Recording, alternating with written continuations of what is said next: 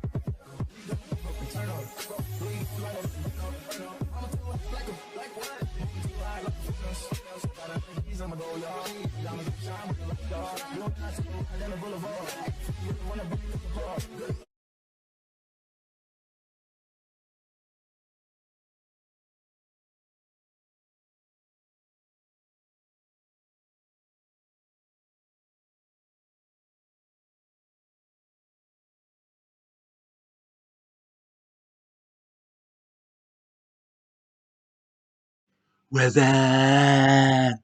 So we got back on the video. It's your boy P Digital 21. I just want to say welcome back to my channel, and also how you guys doing this fine Sunday. And if you guys are happy or sad, then my entertainment should bring you joy. And also don't forget to hit the post notification bell for future videos. All right. And also like, comment, subscribe, and that's it. Yeah. So look, back with the show's reaction / review. This is Bel Air reboot 2022, and this is season 1, episode 2. And this episode is titled "Keep Your Head Up."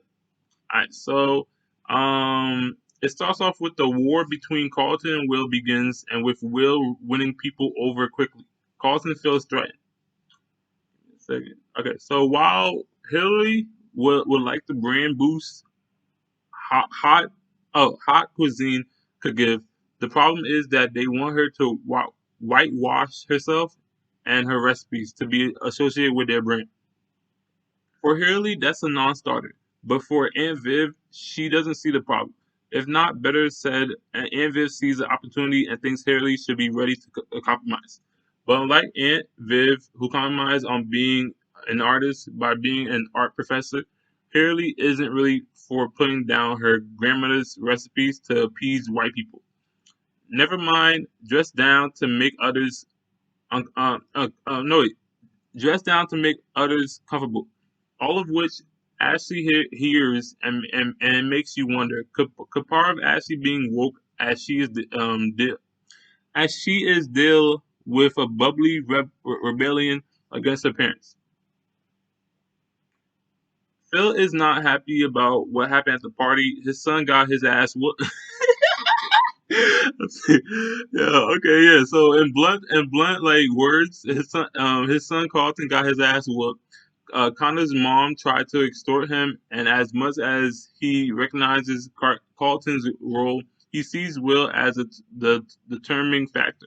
Because of this, he is ready for one last talk so that Will can know the next screw up means him going to Philly boarding school, military school, anywhere that means leaving his house. However, with Trey getting shot, the idea goes out the window, especially since there seems to be this weird guilt when it comes to Viv, especially when talking to her older sister Vi, Will's mom, about all this, almost as if when it comes to Will's dad, they know something. they being Phil and Viv.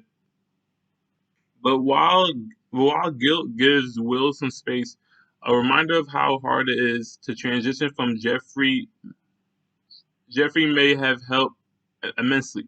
For when it comes to Carlton and Phil, they see family as the Banks household and Will as a guest.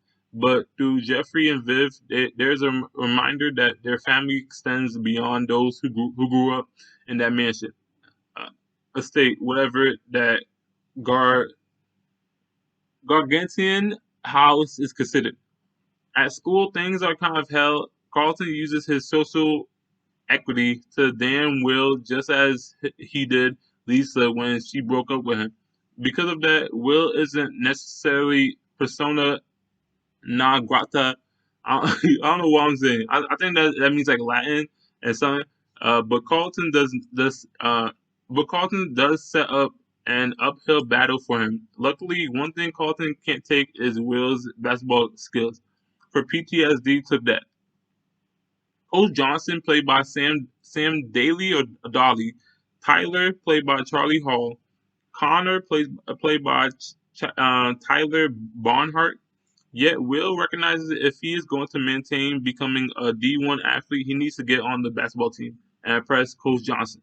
Lucky for him, he makes an ally out of Tyler and Algebra 2, who hates Connor, and through Jazz and Uncle Phil, Will gets his mojo back, thus leading to him getting on the team.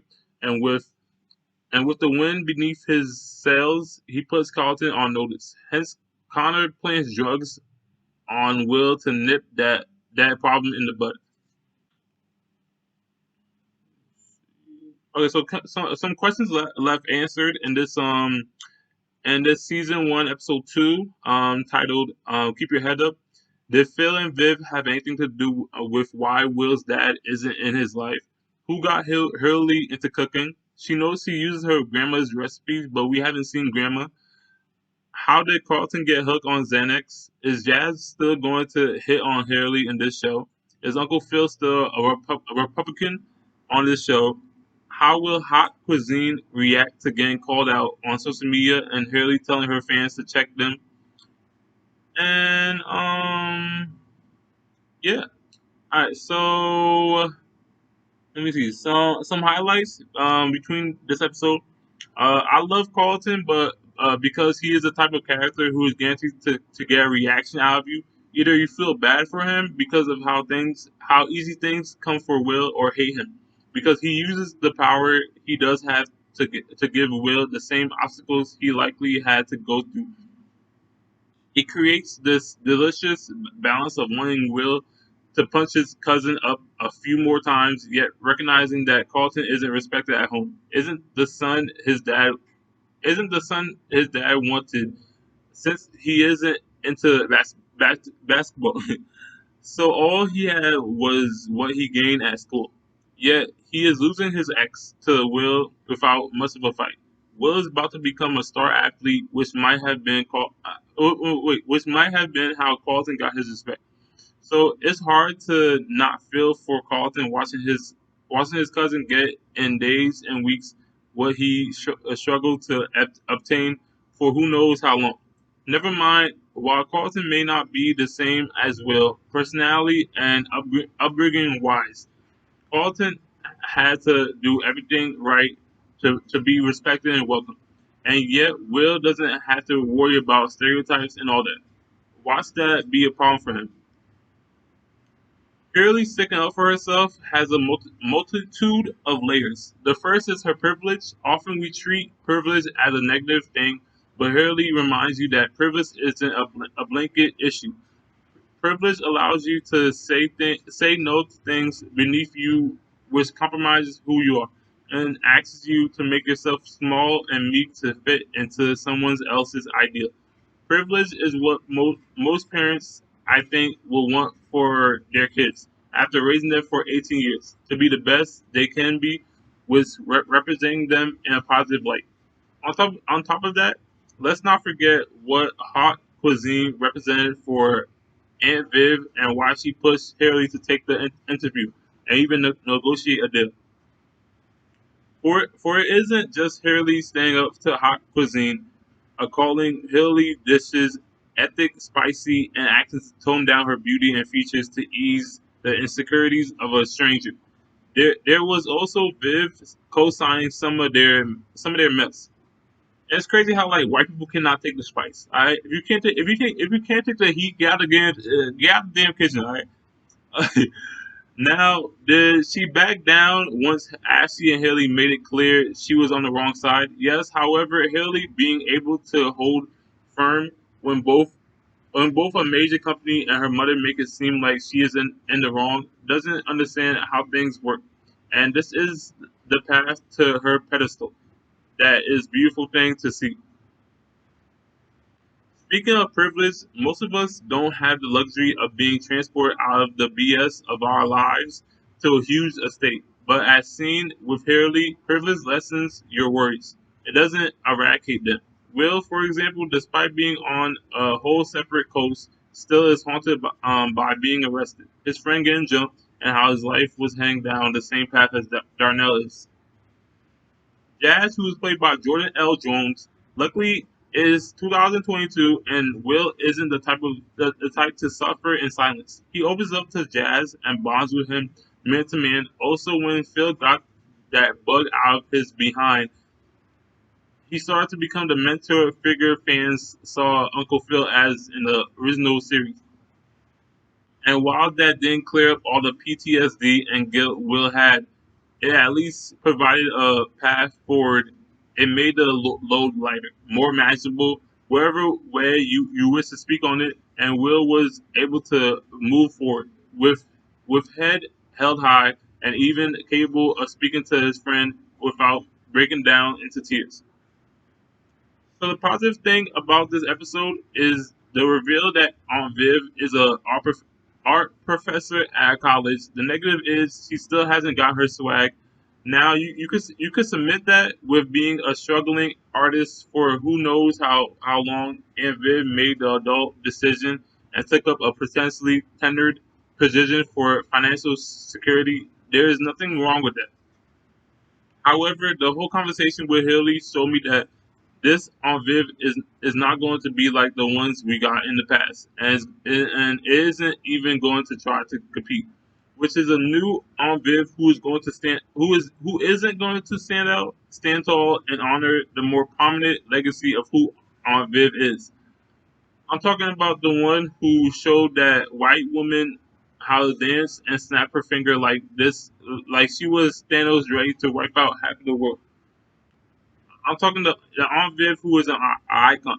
This Aunt Viv is not trying to be that. The Aunt Viv we introduced to is a woman who made it out of West Philly, figured a way to secure the bag, and just wants her kids to do the same. There is nothing revolutionary or notable about this Aunt Viv. And while things could change, I feel like we may have to accept her for who she is and be reminded that everyone is going to live in Jeanette Hubert's shadow, and there is nothing the writers or performers can do about it. All right. So this was Bel Air season one, episode two, and this episode title was "Keep Your Head Up." And let me know in the comment section what you guys thought about that in the comment section. And also don't forget to like, comment, subscribe, repost and share to all social media platforms. And also get the Pizzo Gang merch at teespring.com/PJJSOMildash-gang. And if you think the price is a little too high, you can use my promo code. Use welcome25 in all caps, and you have to get 2 items for that code to work. Okay. So it's your boy PJ21 signing off, and we're Pizzo Gang.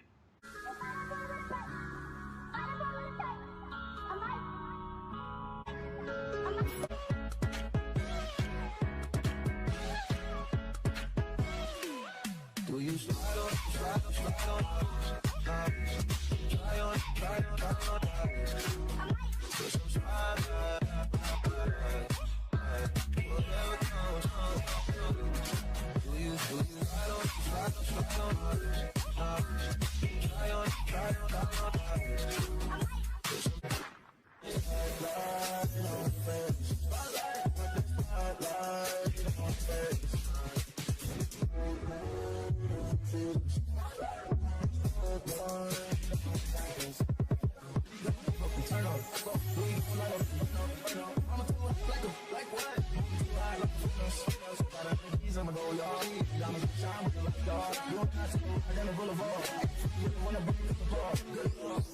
Bitches, we keep on coming while we running for your juice. Steady gunning, keep on busting at the boots. You